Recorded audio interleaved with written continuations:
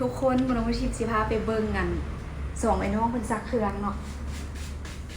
เบิ่งน้องเพิ่นนั่น กังคันพงเฮ้ยฮ้อนแฮงหวาป้าอยู่ในกังคันพงเห็นบ่แม่บอกให้คือบ่ซักแต่เช้าพุ่นลูกแซมันไว้ก่อนว่ะ หน่วยลูกแซมันไว้แล้วลูกก็ไปเก็บเครื่องเนี่ยบอลนวด เด้ทุกคนสำหรับไผที่ว่าอยากให้ลูกห่างจอเนาะซอกเวียกให้เฮ็ดจังซี่เลย อันนี้เพิ่นจะซักเครื่องเองทุกทิศเลยเนาะสำหรับเครื่องนุ่งธรรมดาทั่วไปเพิ่นก็จะซักให้น้องเพิ่นนำนอกจากซักเครื่องเพิ่นก็สิล้างถ้วยล้างบวงแม่นบ่ แม่ ลูกล้างเบิดแล้วบ่มื้อนี้ ล้างบดแล้ว คือบ่ซักแต่เช้าได้ล่ะฮ้อนบ่ฮ้อนเห็นบ่อากาศฮ้อน